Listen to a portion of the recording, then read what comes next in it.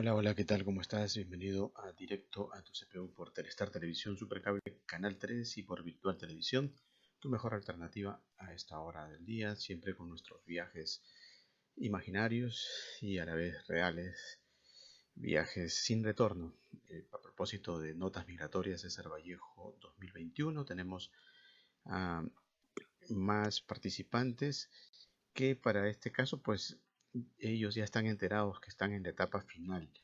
Con los anteriores, pues era todavía una incertidumbre. Muchos de los que entrevistamos están también como finalistas, pero varios quedaron fuera del concurso, porque así son este tipo de concursos, donde, como sabemos, pues si vamos a participar en una competencia, hay algunos que califican por tal vez la literatura que emplearon, por los versos desgarradores que cautivaron al jurado, por diferentes razones que naturalmente eh, esperamos que en diciembre, pues cuando tengamos el veredicto final, ya como ha acontecido anteriormente, eh, haya un horizonte para ellos, más allá incluso del eh, veredicto final, ¿no?, del concurso. Y en esta ocasión tenemos a dos damas, una se encuentra en México y otra en Venezuela. Entonces estamos con Centroamérica y Sudamérica para hablar un poco sobre Notas Migratorias de César Vallejo 2021. Vamos con el saludo de Teresita. A ver, Teresita, desde Venezuela. Tus saludos y coméntanos un poco cómo recibiste la noticia, cómo estás con lo que significa tal vez esta participación en el concurso. Hola, muy buenos días.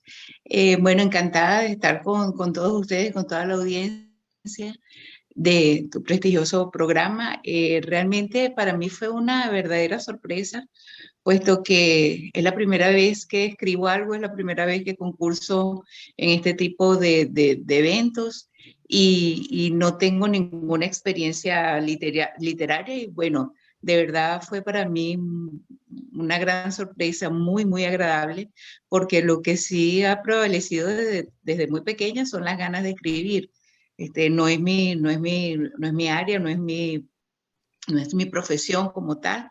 Yo me dedico a la salud y realmente, pues en este caso lo hice más impulsada por una situación social que vive en mi país, que todo el mundo conoce y bueno, en el área de las personas que tienen que emigrar, que tienen que salir del país por una causa o por otra, bueno, estamos envueltos la gran mayoría de los venezolanos y por eso, como cada familia, como cada madre venezolana tiene alguien fuera,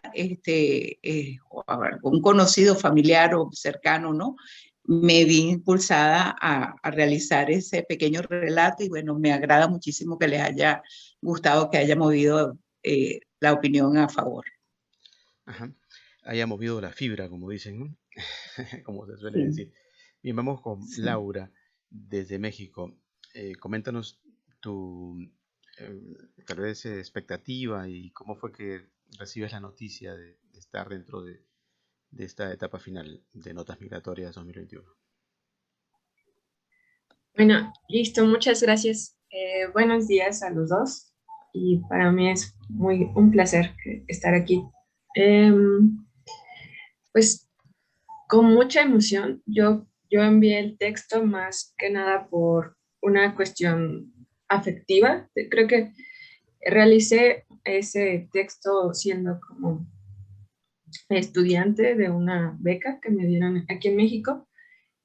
Pero con el paso del tiempo me fui haciendo muy amiga de la persona de la cual hablo.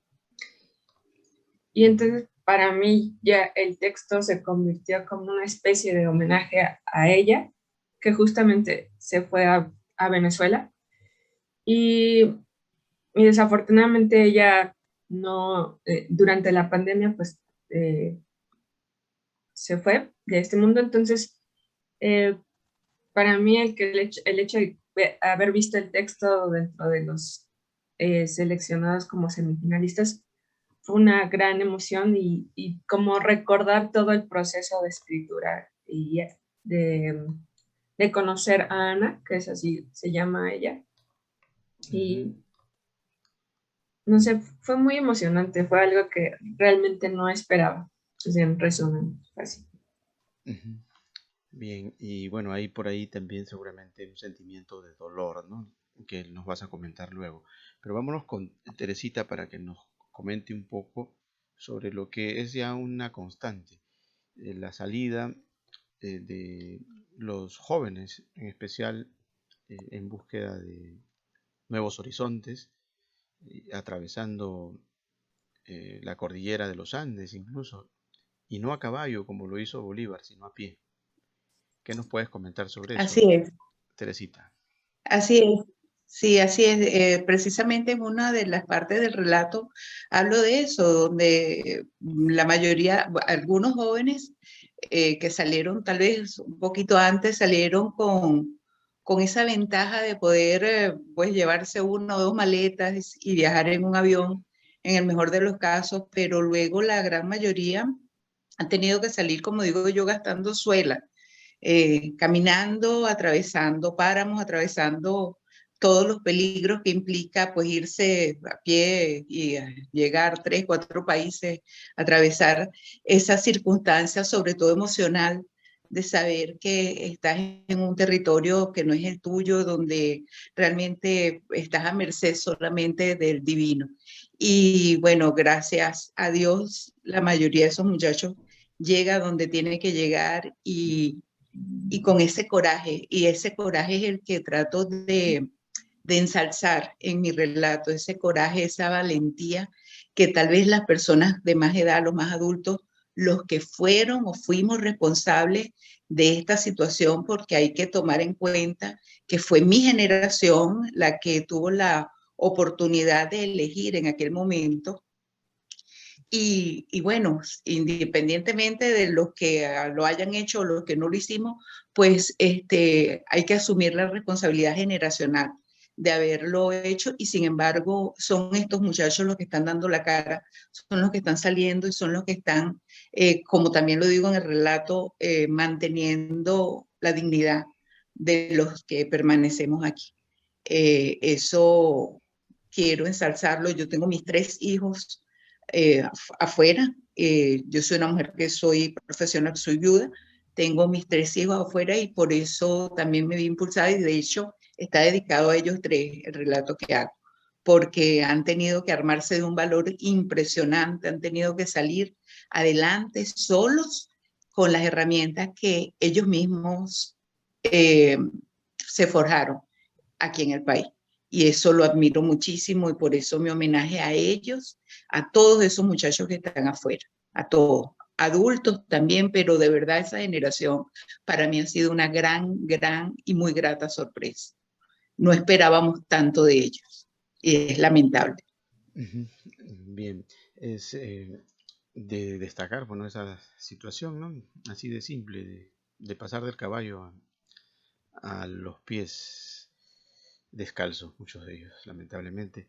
Uh -huh. Increíble, pero cierto que tal vez si escuchábamos esta entrevista y hablábamos sobre esto y lo veíamos en el año, no sé, 90 y pico, antes de terminar el siglo XX, no hubiésemos creído Sí, que se refiriera más. a algo cierto, ¿no? Tal vez Uh -huh. hubiese sido parte de pura literatura, ¿no? De pura imaginación, Sí, pero sí, la verdad es que no, que así tal es. cual está aconteciendo. Así es que si alguien viene de aquellos tiempos o de algún futuro, no está equivocado. Estamos hablando de una realidad Así es. tangible, eh, Lamentable. vivida en carne viva, valga la redundancia, por estos muchachos. Pero vámonos con la parte que nos tiene eh, Laura. Ella nos habla de un tiempo eh, pretérito en Venezuela, ¿no? De la época de Raúl Leoni, donde aparece Ana. Coméntanos un poco esa parte, imagínate, estamos hablando de hace muchos años, muchísimos años, incluso antes del contrapunteo político entre los dos partidos políticos que Así prácticamente es. se comenzaron a perder adeptos y alguien apareció en escena y llegó al poder siniestro que tiene actualmente Venezuela, ¿no? Pero en medio de ese contrapunteo, antes de todo eso estaba Raúl Leoni, un gobierno donde Ujú. toda la tranquilidad tal vez la tenía Venezuela. Coméntanos sobre ese momento de Ana, Laura. Listo. Pues Ana es en realidad mexicana como yo Ujú, y yo la conocí hace un par de años en México y, y tenía un acento que no era mexicano y entonces pues empezamos a conversar y me empezó a contar su vida y ya de pronto ya empecé a entrevistarla varios a lo largo de los días y ella me comentó que ella es mexicana, pero hace más de 40 años había ido a Venezuela y allá se había quedado hasta ese momento en el que igual tuvo que regresar por la razón por la cual igual muchos venezolanos salen de su país. Um, y ella me empezó a hablar de una Venezuela que yo no conocía, o sea, de las razones por las cuales se fue a Venezuela. Sí, para mí sigue siendo un lugar inexistente. ujú, Me hablaba de la bonanza petrolera, del momento de estabilidad económica de lo que se vivía en Venezuela, de algunos sobrenombres que les decía a Venezuela, ¿no? Venezuela Saudí o ella me decía que era como una especie de Dubái caribeño y demás. Sí. ujú, Y, y entonces, para mí todo eso era sorprendente porque yo desconocía completamente que antes Venezuela había sido eso. Me comentó que en el periodo de Raúl Leoni fue como una especie de refundación en términos educativos y fue esa razón por la que ella se fue. Ella era maestra en, en México, era economista, lo cual ese detalle también me llamó mucho la atención porque eran los 60 y ella era economista y pues para ese momento ser una mujer economista era, era singular, ¿no? No era lo común. Se ujú, fue a Venezuela y ella me comentaba que había fundado la universidad, había sido parte de los fundadores de la Universidad del Oriente en Cumaná. ujú. Y ya, o sea, ese fue como el punto de todo lo que ella me hablaba acerca de Venezuela como que era un país, eso también me llamó mucho la atención, era un país receptor de migrantes, no era un país que expulsara a su gente, sino receptor de Ujú. migrantes. Me comentaba que era pues bella, que los venezolanos y el país propio era muy apto para migrar ahí por sus bondades del país, geográficas, del clima y además pues su estabilidad económica en ese momento. Ujú. Bien, claro. Naturalmente hay dentro de lo que explica Ana en lo que corresponde a la parte económica, social, pues toda una verdad, ¿no? De lo que en algún momento se le denominó la Venezuela Saudita. Y bueno, tuve la suerte de tener alumnos allá en Venezuela, eh, así más o menos como Teresita. Mis alumnos eran de un sistema que se llama parasistema, o sea, adultos mayores, y Sí. me hablaban de que habían conocido muchos lugares del mundo, ¿no? Y a veces resulta difícil, ¿no? Creerles en medio del desastre que ya comenzaba a tener Venezuela, de que era cierto, Sí. ¿no? Tal vez uno, por la precariedad en la que vivían las señoras, uno pensaba tal vez que estaban elucubrando, ¿no? Estaban hablando cosas. Yo le seguía la corriente. Pero un día le dije a una de ellas que, oye, ¿y tienes algo para yo ver, ¿no? Que viajaste para esos sitios que me dicen, ¿no? Fotos, algo.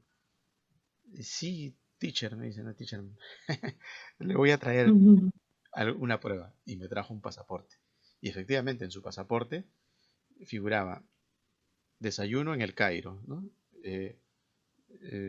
Bueno, cena en Madrid y no sé, unos viajes increíbles, ¿no? Y retorno a Venezuela el día lunes, o sea, salía el viernes y retornaba el lunes. Y si tú revisabas el pasaporte, pues estaba súper lleno, ¿no? O sea, prácticamente había viajado durante todo el año. Y sí. no era millonaria, era una señora de clase media, ¿no? Para el momento. Esa era la bonanza que tenía Venezuela, ¿no?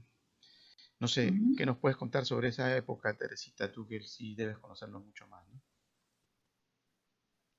Bueno, imagínense lo que puedo estar sintiendo en este momento escuchándolos, recordando, teniendo las remembranzas de esa Venezuela en la cual crecí, en esa Venezuela donde era tan fácil todo y no lo sabíamos, donde todo estaba al alcance de nuestras manos, donde mis compañeros o compañeras de clase se iban en las vacaciones para Disney World, viajábamos a Margarita como que es una isla turística venezolana muy conocida y un destino, uno de los principales destinos turísticos del Caribe. Y nosotros íbamos como quien va a la esquina y veníamos. Era tan fácil todo. Yo soy, mi mamá no, o sea, soy perteneciente a una familia de clase media baja, pudiéramos decir, pues mi mamá era secretaria, yo crecí sin mi padre y sin embargo yo tenía un automóvil cuando tenía ya 15 16 años, ese fue mi regalo de cumpleaños. Por decirte algo, los sueldos en este país eran uno de los más altos, si no uno de los más altos a nivel mundial. El dólar en ese momento, el bolívar estaba cotizado prácticamente igual que el dólar y las riquezas que entraban por petróleo al país eran impresionantes. Entonces, sí nos acostumbramos de verdad a ser un país en el cual además tuvimos la gran oportunidad cultural de crecer rodeados de diversas etnias, de diversas culturas. Es decir, yo tenía dentro de mis compañeros de clase cantidad de hijos de árabes, cantidad de hijos de españoles, de italianos. ¿Por qué? Porque era un país receptor de inmigrantes. Entonces, debido a la gran riqueza en la cual cualquier persona viniera recibido con los brazos abiertos, porque era mano de obra, además de eso, eran personas que venían a invertir a nuestro país también porque tenían la oportunidad de recuperar ese capital que invertían. Y el venezolano siempre ha sido muy cálido, eso se nos ha reconocido a nivel internacional. Nosotros somos muy querendones, nosotros somos muy cariñosos, somos muy confianzudos, según mi criterio. Es decir, apenas te conocemos, ya te estamos diciendo, mi amor, mi vida, adelante, pasa, mi casa es tu casa, ven y come, y ni siquiera sabemos tu apellido, pero ya eres amigo, ya eres pana, como dicen los muchachos aquí. Entonces, eso también lo aceptaba mucho el inmigrante que venía, lo apreciaba porque era recibido como en su casa, como en su hogar. Y nos los decían a diario.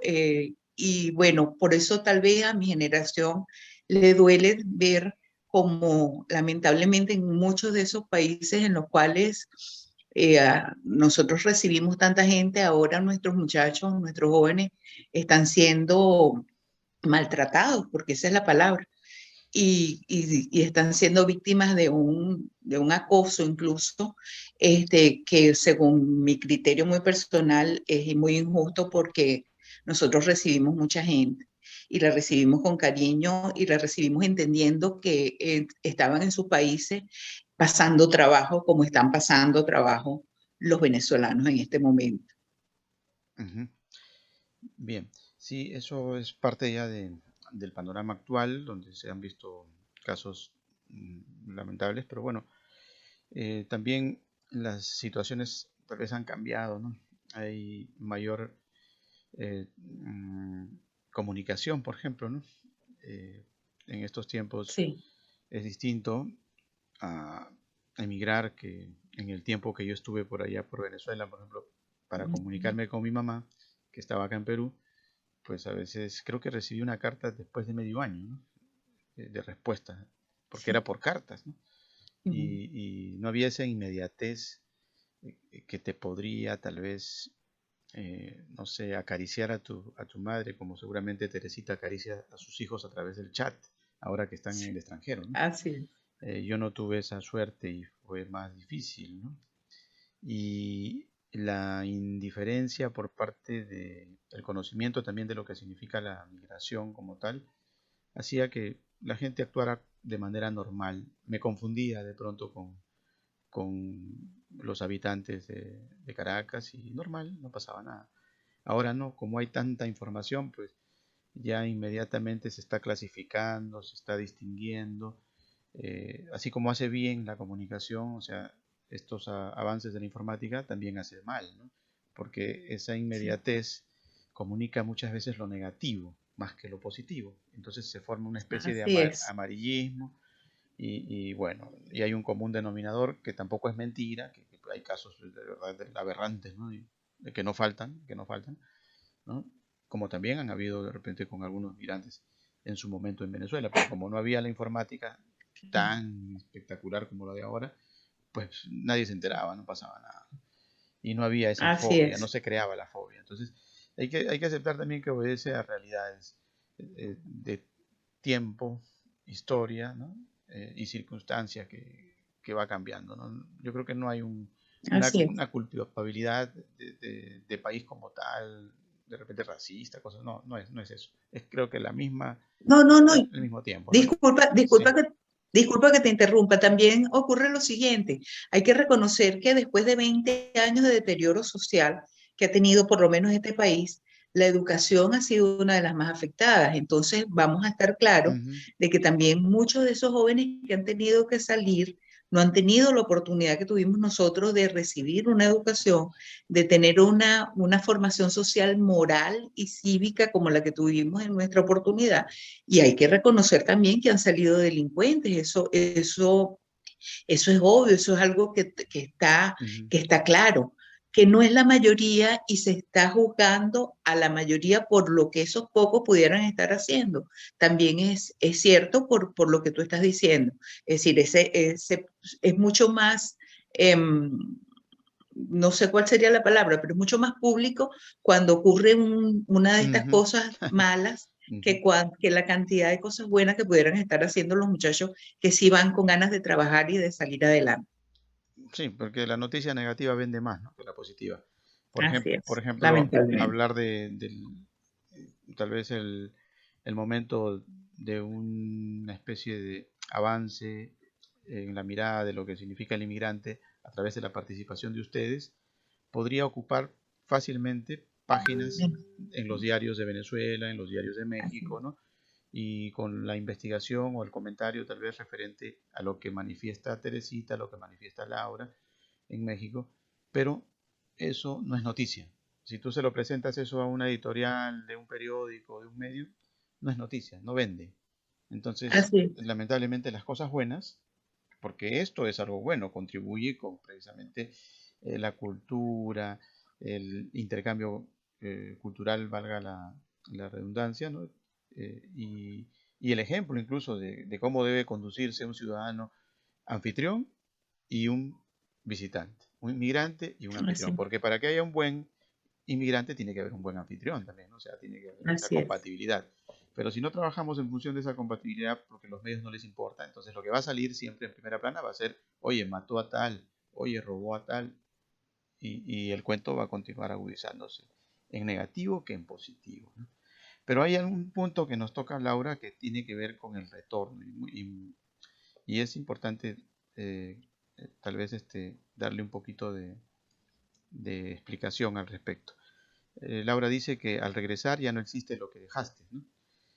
Y efectivamente, quien habla cuando vino nuevamente después de mucho tiempo acá a Perú, cuando lo dejé, pues no tenía los supermercados que ahora en la periferia de Lima hay unos malls inmensos, ¿no? Y tanto así que se me vino a la mente cuando me preguntaban, porque estuve un retorno político, estuve metido en una candidatura al Congreso, y les decía, el problema de Perú ya está resuelto, porque en la periferia se ha armado tremendos malls, ¿no? Y me decían, me preguntaban por Venezuela porque venía de Venezuela, ¿no? Y le digo, bueno, en Venezuela yo creo que en una semana se resuelve el problema de la delincuencia y de la falta del empleo. ¿Qué se tendría que hacer? En los suburbios, en las periferias de Caracas, por mencionarte un lugar, habría que construir malls, ¿no? Malls inmensos. ¿Para qué? Para que esa gente que se dedica a robar, pues tenga un medio de trabajo, ¿no? Y para que no sea necesario que estén yéndose al centro de Caracas y que cuiden lo suyo, porque ese mall sería de ellos, ¿no? Y bueno, situaciones sencillas que efectivamente, si tú aprecias Lima, y me imagino que en el Distrito Federal o en México en general, también ha pasado lo mismo, como lo narra al regresar Ana a, a México después de mucho tiempo, pues encontró que el lugar que había dejado ya no era el mismo, ¿no? Y yo también no conseguí calles, las calles no es que hayan cambiado de nombre, algunas sí, unas referencias medias distintas, pero prácticamente era como un extranjero dentro de mi propio país, ¿no? Y creo que eso le pasó a Ana y le pasa a cualquiera, y le va a pasar a muchos venezolanos cuando retornen luego del desastre Así es. que está atravesando Venezuela. Coméntanos, Laura, sobre ese detalle del retorno. Listo. Pues Ana, como les comentaba, es mexicana y fue a Venezuela y tuvo que regresar. Ella en realidad no quería regresar, pero como todos sus hijos se salieron del país, pues ella me decía, me obligaron a salir de Venezuela, yo no quería, y pues ella tenía una serie de enfermedades que si se hubiera quedado en Venezuela con la escasez, no, tal vez no hubiera sobrevivido. Sin embargo, cuando regresó, fue todo un impacto y a mí me impactaba, o sea, al igual que cuando me hablaba de Raúl, la época de Raúl Leoni, a mí me impactaba que ella me hablara de mi propio país, porque era un país que yo no conocía. Eh, Ella vivía en un barrio de clase media y entonces me decía, es que aquí yo fui en esta escuela y aquí había un campo y aquí no sé qué, y yo, no, eso nunca en mi vida lo he visto. En realidad había una plaza donde ella decía que había un campo, eh, una plaza ya como una especie de parque. Lo que más me impactó, y era algo que siempre quise hacer con ella, pero nunca pude, es ir al lugar donde ella vivía. Aquí es un barrio, pues, clase media alta, donde vivía cuando era niña. Y ya muy popular y muy caro. Eh, y quería, un día me dijo dónde vivía y yo fui al lugar exacto donde ella me había dicho y había un restaurante de cecina, que es de carne de cecina de Yecapixtla, se dice acá, de carne de un lugar de acá. Uh-huh. Y nada, yo trataba de imaginarme cómo era su casa y pensaba si eso para mí representa tratar de imaginar que allí fue su casa. Yo imagino ella cómo regresar y ver todo, absolutamente todo diferente, pero todo, porque yo siendo más joven, pues sé que mi país ha cambiado mucho. Igual que usted, hay muchos malls, plazas comerciales, supermercados, muchísimos, cosas que yo no veía cuando era niña. Y entonces yo pienso, si a mí me impacta eso, no me imagino cómo le habrá impactado a ella. Y nada, ella desafortunadamente siempre quería regresar a Venezuela, quería morir en Venezuela y desafortunadamente no fue así, pero justo creo que ella se sentía ya extranjera en México, ya no era ella. De hecho, me decía que, por ejemplo, sus hijos que tenían la nacionalidad mexicana por ella, eh, estaban pasando exactamente los mismos avatares que cualquier migrante venezolano. No me platicaba que su hija era química, la conocí, es química y su hijo no sé qué, otra profesión. Y en México, por ejemplo, su hija trabajaba en una cadena de restaurantes ganando, no sé,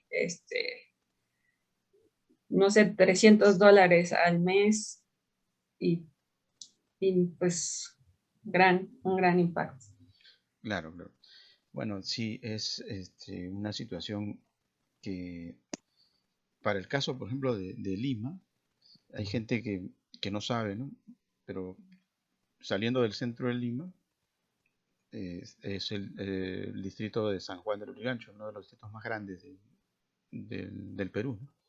Un distrito que es más grande que un departamento, o sea, que para el caso de Venezuela es como un estado, ¿no? Imagínate lo grande que es ese distrito. Y pertenece a Lima. Pero ese lugar, cuando yo estaba niño, antes de irme al extranjero, literalmente habían maizales, habían vacas, ¿no? Mi madre iba temprano y prácticamente yo tomaba la leche a la hora de que le habían sacado, ¿no? Caliente, ¿no? De la ubre de la vaca. Y eso era en Lima. ¿No? Y ahora cuando aprecio eso, pues no veo nada, ¿no? O sea, no existe. Lo que hay es prácticamente una cantidad de viviendas que se han construido a discreción, ¿no? Y prácticamente es como que estuvieras en otro país. O creo yo es que hay que ser un poco más exactos y que efectivamente lo que me comentó en alguna oportunidad un amigo vía telefónica, cuando quise tirar la toalla.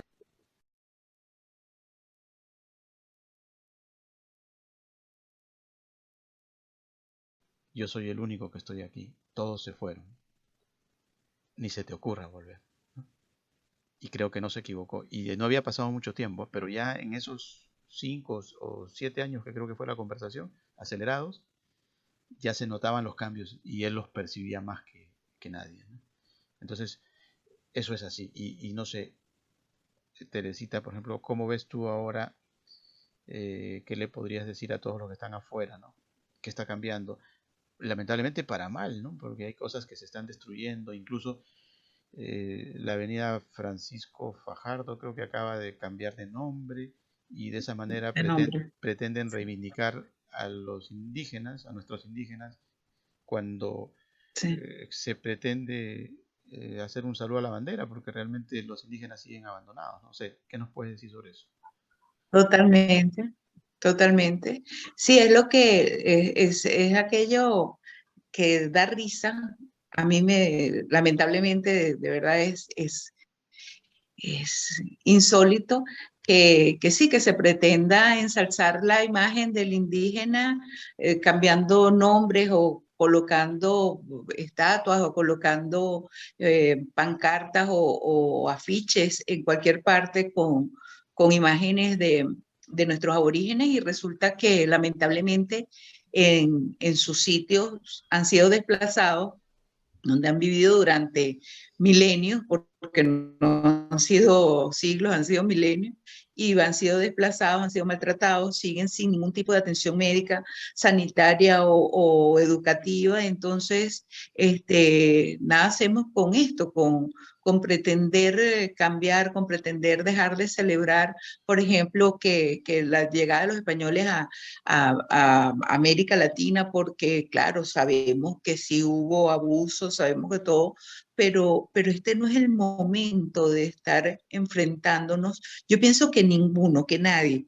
Yo creo que si queremos analizar, si queremos dar un paso adelante, tenemos que frenar todos, poner de nuestra parte, independientemente de la vocación política que tengamos, independientemente de lo que querramos o no para nuestro país, yo creo que debe prevalecer el hecho de que aquí en Venezuela necesitamos un cambio y ese cambio tiene que venir si parte y parte nos paramos y decimos ya esto no da más, estamos al borde total de la destrucción, si es que ya no está destruido totalmente el país, eso que ustedes decían, que se van y cuando regresan, bueno, hay urbanizaciones o hay malls, nosotros lo vemos al contrario, es decir, el venezolano sale y cuando regresa donde había una belleza de centro comercial, ahora hay una tumba porque realmente está allí el mamotreto, el parapeto, la infraestructura, pero está todo cerrado, los negocios están cerrados, la gente eh,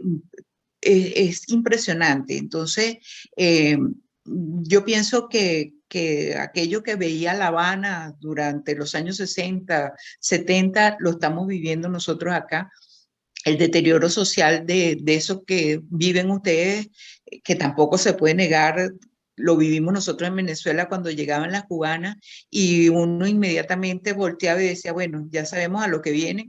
Lamentablemente por nuestras hermanas cubanas lo está pasando también en otros países cuando ven que llegan las venezolanas, ya no somos las venezolanas, somos las venecas y eso nos duele a los que nos quedamos aquí porque muchos, vuelvo y repito, muchos profesionales, así como lo decía Laura en este momento, la muchacha hija de esta señora química que está trabajando en un restaurante, mis tres hijos son profesionales y están trabajando en otras áreas también. Tenemos que, yo creo que hacer como que este es el momento como de un punto de inflexión, decir de parte y parte, estoy de acuerdo con la revolución o no estoy, pero sin duda alguna estoy de acuerdo con que Venezuela sobreviva y en ese momento, bajo esta premisa, comenzar a trabajar en función de un cambio. Es sin duda mi opinión muy personal. Bien, bien, Teresita. Vamos a aprovechar un poquito de tu experticia médica. ¿Cómo ves el COVID en Venezuela? ¿Es más agudo que en México, que en Perú, tú crees? Sí, yo pienso que sí, lamentablemente, ¿sabes lo que ocurre? Que también vuelvo y repito, es mi opinión muy personal. Aquí hay una especie de información, si no manipulada, por lo menos hay desinformación con respecto a las cifras reales, ¿no? Porque una cosa es lo que vivimos los médicos que estamos allí en los hospitales viendo cómo está colapsado totalmente el sistema, cómo lamentablemente cada día mueren cantidad de personas, cantidad de colegas. Y otra cosa son las cifras que salen reflejadas a nivel oficial. Entonces, y las inmunizaciones también. Hay momentos en los que nos dicen que prácticamente ya toda Venezuela está inmunizada y cuando tú sales a la calle y preguntas, estás en un sitio donde hay, por decirte, estoy en la frutería y comienzo a preguntar quién tiene la vacuna y quién no. Y si en la frutería solamente un 2, 3% me dice que está vacunado, pues yo simplemente hago una extrapolación a lo que es el nivel regional o nacional y por allí lo saco. Y eso está ocurriendo. Nos dicen que está vacunado un porcentaje y a la hora de que estamos viendo no es así. Eh, y los casos, lamentablemente, mira, conseguir en Venezuela un antiviral, un retroviral, eh, del tipo Remdesivir, por decirte algo, son 100, ciento y tantos dólares y un salario mínimo no llega a $6. Entonces, imagínate lo que significa para una persona el tratamiento médico, que sí es cierto que el servicio sanitario venezolano, entre comillas, es gratuito. Esa gratuidad no es tal, pues tú tienes que llegar al hospital y comprar desde la gasa, el alcohol, la inyectadora con la que te van a inyectar, todo lo tiene que comprar el familiar, porque no hay ni agua en los hospitales, en la mayoría. Hay unos que están más o menos dotados, pero esa es la realidad. Entonces, los médicos estamos de manos atadas. Muchos estamos expuestos trabajando. Yo, por ejemplo, soy ecografista y para ir a trabajar tengo que comprar mi material, tengo que comprar mi protección, tengo que comprar todo, todo, todo. Entonces, y un salario que lo que da es risa a nivel internacional. Yo hago ecografías y a veces no cobro $5. No, ¿por qué? Porque simplemente el paciente no tiene cómo pagarlo. Y uno pues se mete la mano en el bolsillo uno y dice, bueno, si no se la hago, lamentablemente va a fallecer. Entonces, Esta parte.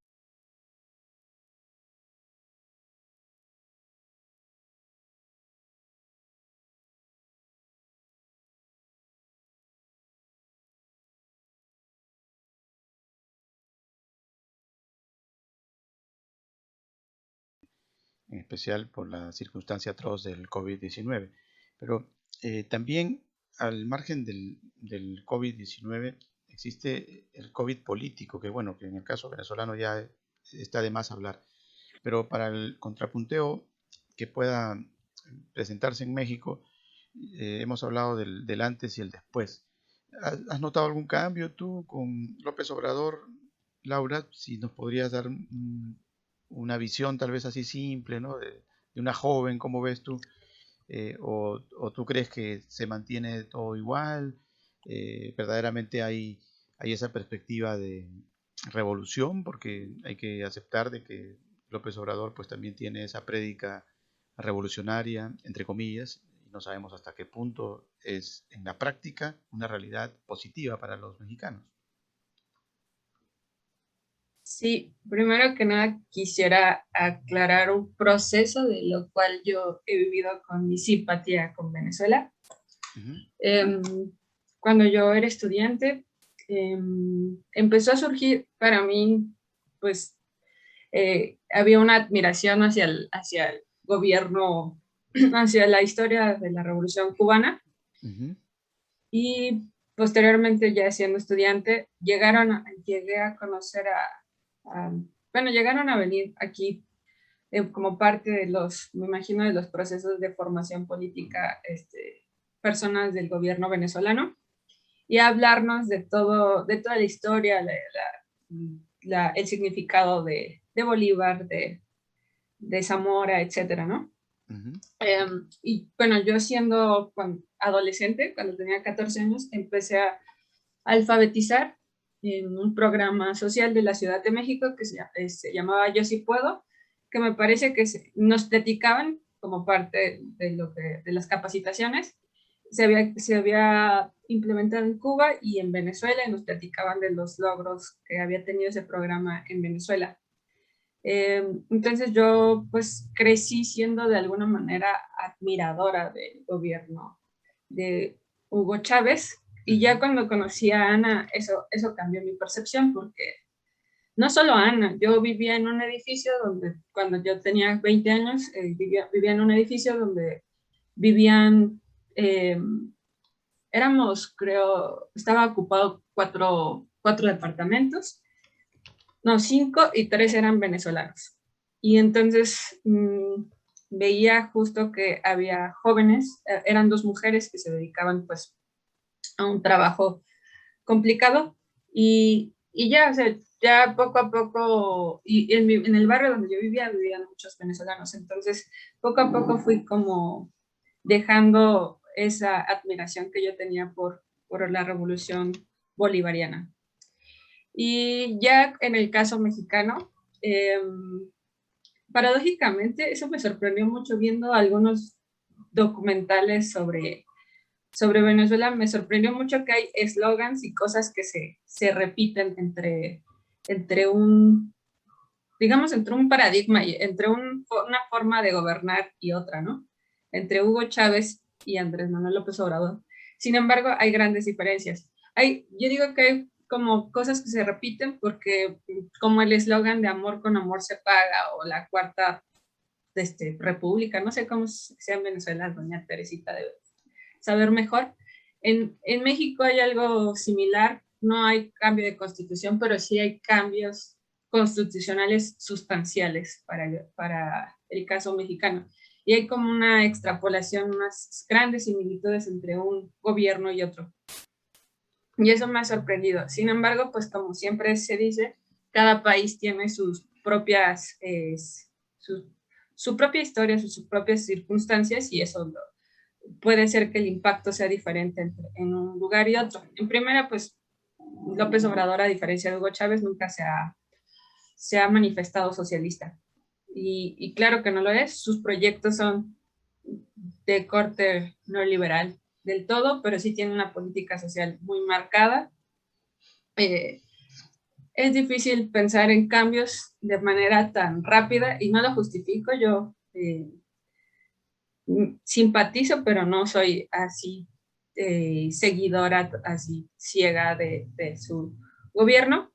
Pero sí creo que hay cambios sustanciales importantes. Hay muchos apoyos pues, a las clases sociales bajas, y también hay errores que ya se le han señalado, como quitar apoyos a ciencia y tecnología, a investigadores, al sector artístico, apoyos que pues, son fundamentales para el desarrollo de esos sectores en México, pero él, en ánimos de austeridad y de dar apoyos a otras personas, pues los ha reducido al máximo. Hay, no sé si más o menos vaya ahí por ahí la pregunta, pero yo siento que en ese aspecto sí, así.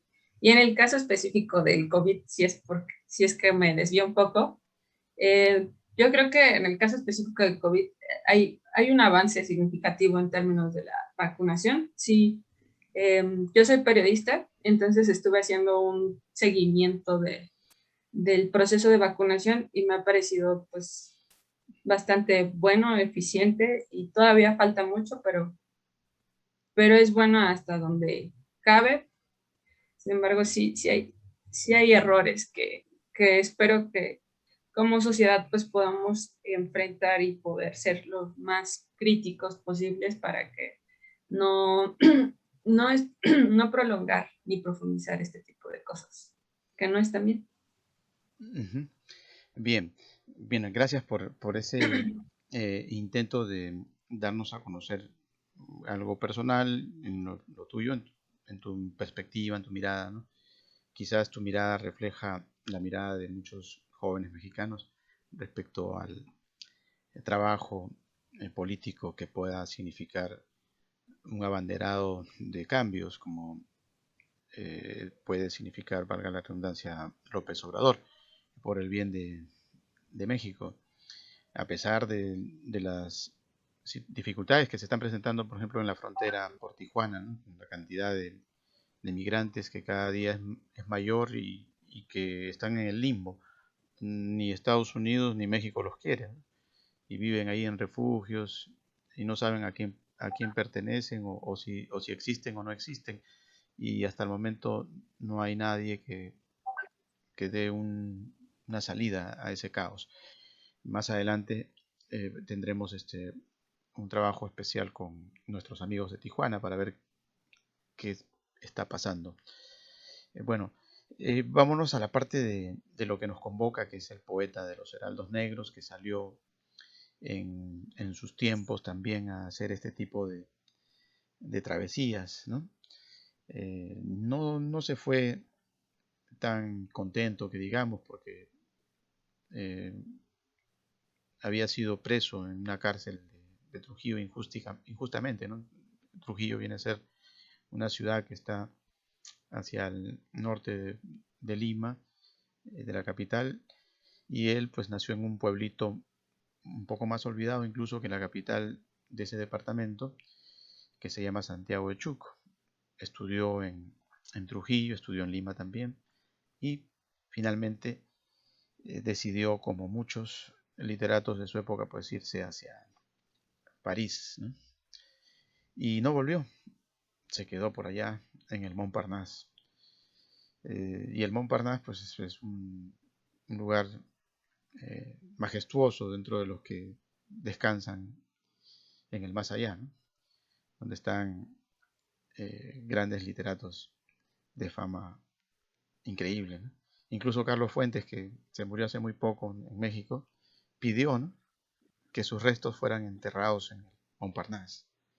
Y había comprado su predio ahí en Montparnasse, que por cierto ya no hay, no sé cómo lo hizo, pero él logró hacerlo casi en estos últimos tiempos. Bueno, ¿qué nos pueden decir sobre esas migraciones sin retorno a propósito del epitafio tan doloroso de César Vallejo, ¿no? Teresita. Mira, yo pienso que la persona que migra sale de su país con esa sensación en el pecho de no saber si va a regresar algún día o no lo va a conseguir. Entonces, como una necesidad psicológica, sentimental, acoge en su alma el país que a su vez lo acoge a él como propio. Y comienza a producirse una relación bilateral de amor indiferentemente de cuáles sean las experiencias que sufre o vive o disfruta esa persona en el lugar que lo recibe. Entonces, uno comienza a escuchar en el emigrante aquella frase que es tan repetida como mi segundo hogar, mi segunda patria, o, o sí, el país que me recibe, y esa relación de amor llega al extremo ese que nos comentaba Laura, de esta señora que decía, yo quiero morir en Venezuela, yo quiero morir en la patria donde nacieron mis hijos, donde yo logré la felicidad, donde pues hice una vida. Hay una canción muy linda que nos identifica lamentablemente en esta época a todos los venezolanos, que se llama Venezuela, y dice al final eso, sí, enterrar mi cuerpo cerca del mar en Venezuela, esa gana que tiene el emigrante una vez que sale de que, bueno, si me toca morir fuera, por lo menos regresen mis restos a mi país. Pero otros no, otros dicen, no, yo quiero quedarme en la tierra que me vio crecer, que me vio desarrollarme. Nací en tal parte, pero mi desarrollo sentimental, físico y mental fue en tal lugar, y allí es donde quiero permanecer y quiero que mis restos permanezcan. Yo creo yo tengo una visión, no sé si será por la ciencia, no me preguntes por qué, pero, o por metafísica, pero yo creo que el ser humano es universal. Los territorios los fijamos nosotros, los límites y las fronteras las fijamos nosotros, pero realmente nuestra psique, nuestra energía es por lo menos mundial, si no digamos universal, por lo menos mundial, indiferentemente del área donde esté el universo o el país, lo llevas en el alma, y lo que tú eres tú donde estés.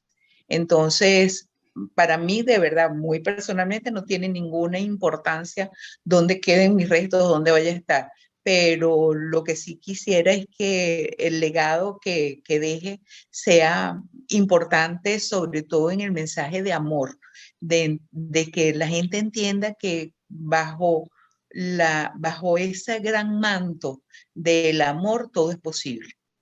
Ujú. Sí, bueno, los últimos tiempos han habido tragedias lamentables, ¿no? Donde se van así sin incluso tener ese ocaso.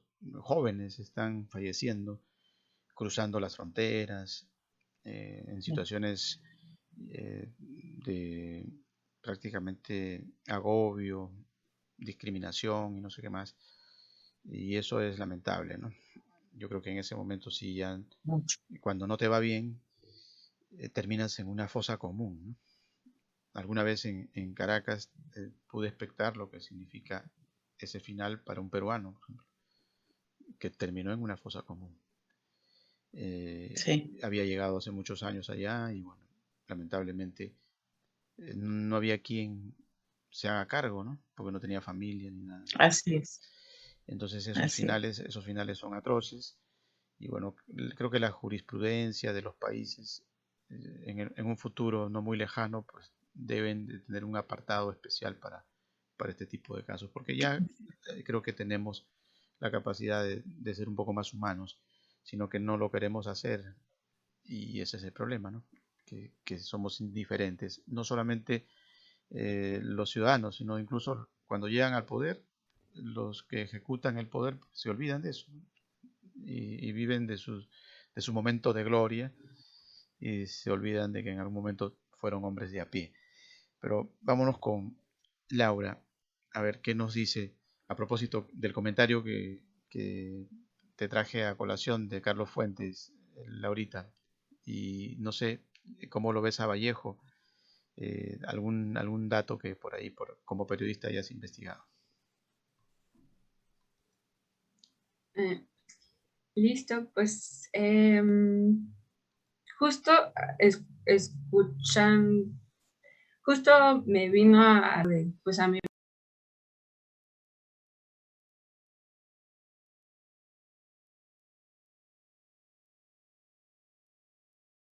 me gustaría morir en Venezuela. Yo siento que es la misma sensación, no sé usted si tenga algo más amplio, pero es la misma sensación que a mí me deja Vallejo, que como en esto de me moriré en París con aguacero, un día del cual Tengo tengo ya ya un recuerdo. recuerdo, me moriré en París y no me corro, tal vez un jueves como ese de De otoño. otoño. Sí. Ujú.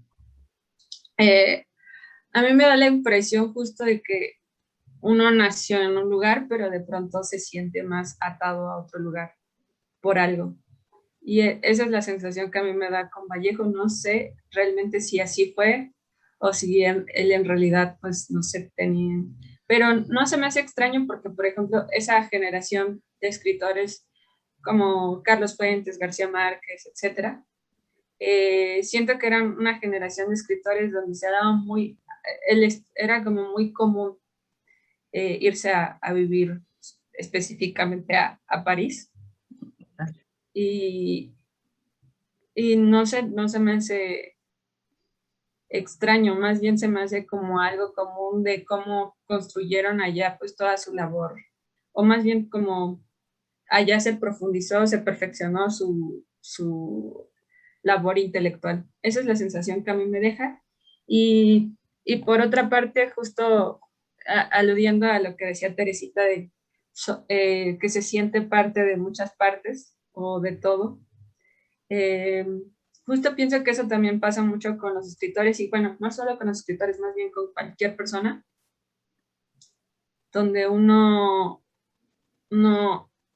se asimila a otros lugares, uno viaja a otros lugares. Pero justo, yo sé que usted nos está entrevistando, pero ahora le regreso la pregunta. Yo no sé qué pensaba a propósito de Vallejo, no sé si realmente tenía más conexión con París o porque la necesidad de Vallejo de verse en París.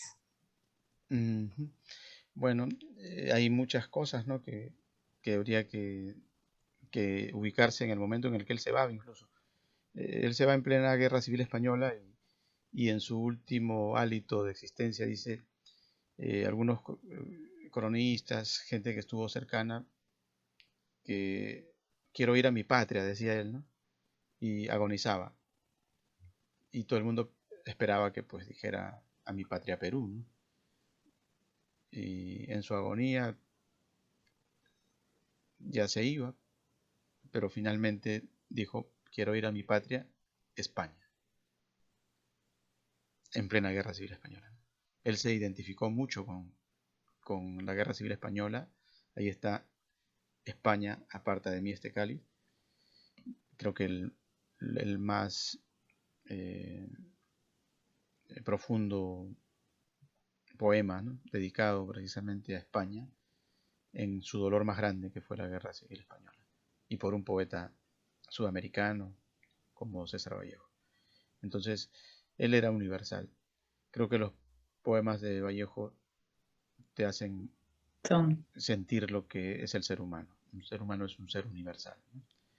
Y que las líneas que nos dejaron en los mapas, pues eran unas líneas para unirnos, no para separarnos. Lamentablemente, la interpretación de nuestros gobiernos implican separación y no unión. Gobiernos terrenos, ¿no? Ah, sí. Entonces estamos en ese mundo. Y los poetas, los literatos, los artistas, pues vemos la vida de otra manera, ¿no? Que algún día de repente, yo creo que Teresita sí, que es una persona cercana a la vida y la muerte en su labor de médico, pues ella también tiene esa fibra, ¿no? Y tú como periodista, igual, ¿no? Hay que alimentar esa fibra, sí, y hay que darla a conocer también, ¿no? Creo que eso debe ser nuestro mensaje. Bien, le dejamos a Teresita para que se despida de su público, porque ya estás como finalista, Teresita.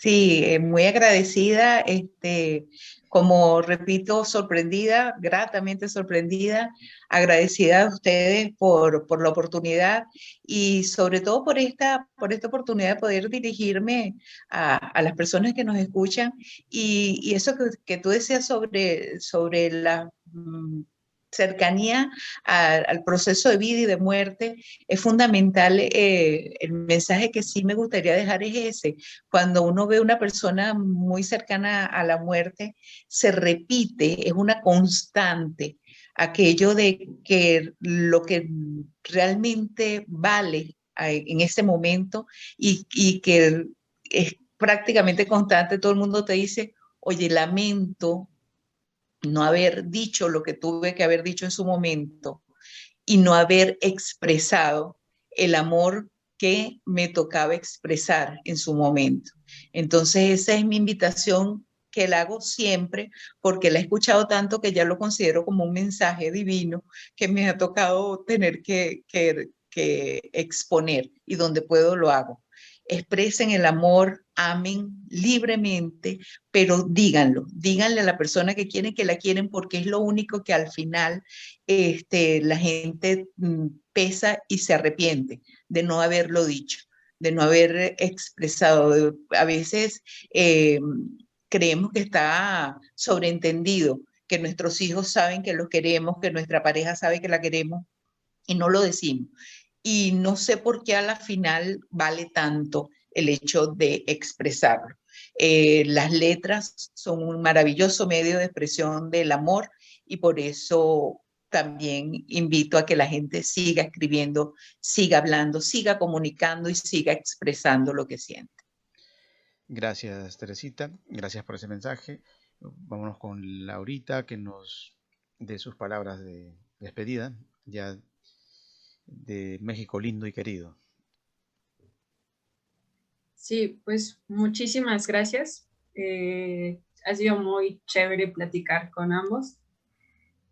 Gracias. Y justo también, como en este momento mi país está siendo más bien receptor de migrantes y creo que no lo estamos haciendo muy bien, más bien diría que